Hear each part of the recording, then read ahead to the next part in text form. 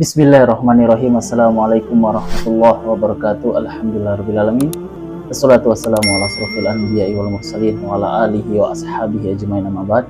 Bagaimana kabar teman-teman semua? Saya berharap kita masih diberi lindungan Allah, masih diberi kasih sayangnya, dan tetap diberikan kesehatan sampai pada hari ini. Nah, melanjutkan kisah kita teman-teman, yakni kisah-kisah sahabiah Rasulullah atau kisah sahabat wanita dari Nabi Muhammad SAW yang jarang diketahui oleh kaum muslimin pada umumnya. Kita melanjutkan dengan referensi yang masih sama teman-teman, yakni buku yang berjudul Kisah-Kisah Wanita Menakjubkan dalam Kehidupan Nabi SAW yang ditulis oleh Ustadz Miftahul Asrar Malik. Dan tanpa berpanjang lebar lagi, marilah kita masuk dalam kisah yang akan membahas salah seorang sahabiah yang bernama Asma binti Yazid radhiyallahu anha.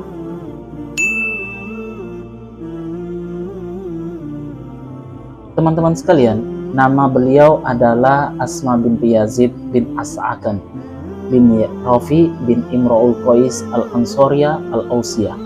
Dia adalah seorang sahabiah yang pandai dalam bertutur kata, cerdas, serta memiliki kemampuan memahami Al-Quran dan hadis.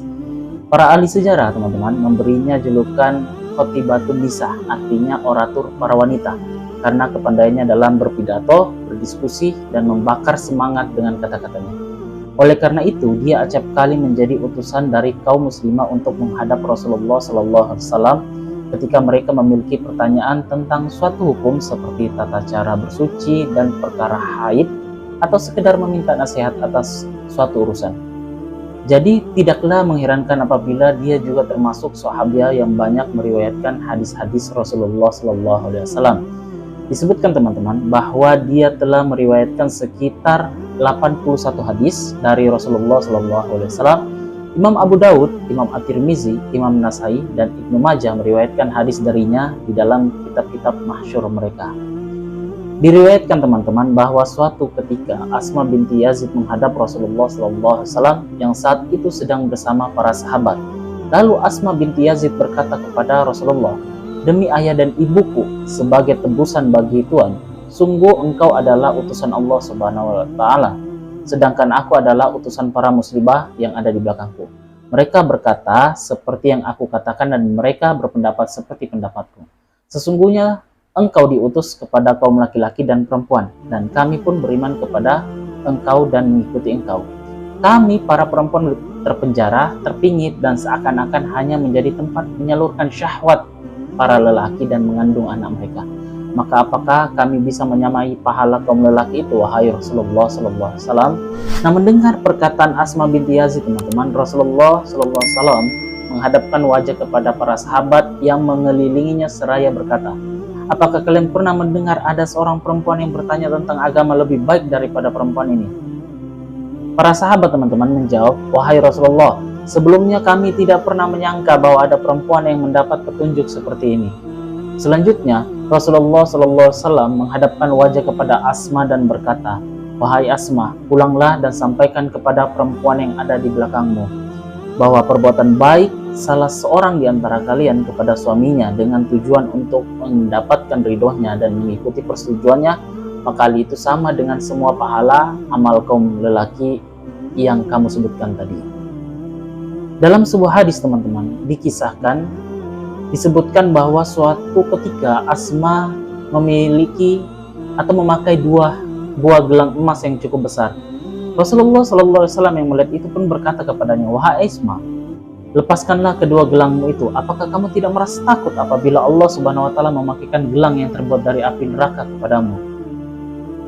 Seketika itu dan tanpa ragu-ragu, Asma melepaskan gelangnya dan meletakkan di depan Rasulullah SAW. Semangat untuk menegakkan kemuliaan Islam bukan hanya dimiliki oleh para kaum muslimin saja, namun muslimah pun tidak mau ketinggalan. Mereka bersedia turun ke medan pertempuran, baik sebagai penyedia logistik, sebagai juru rawat bagi mujahid yang terluka. Bahkan ada pula yang ikut bertempur menghenuskan pedang melawan para musuh Allah Subhanahu wa Ta'ala. Adapun salah satu perang yang pernah diikuti oleh Asma binti Yazid teman-teman adalah perang Yarmouk. Di dalam kitab Al-Bidayah wan Nihayah, Ibnu Katsir menyebutkan, pada perang Yarmouk, kaum muslimin berperang secara besar-besaran, hingga kaum wanita pun turut berperang di belakang mereka dengan gagah berani. Dalam perang ini teman-teman, Asma binti Yazid menyertai pasukan muslimin bersama kaum muslimah yang lainnya. Mereka mencurahkan segala kemampuan dalam memberikan minum bagi para mujahidin yang kehausan di medan laga dan mengobati luka-luka mereka. Akan tetapi, ketika perang berkecamuk, dia tergerak hati untuk turun ke medan laga. Dia tidak peduli bahwa dia adalah seorang perempuan.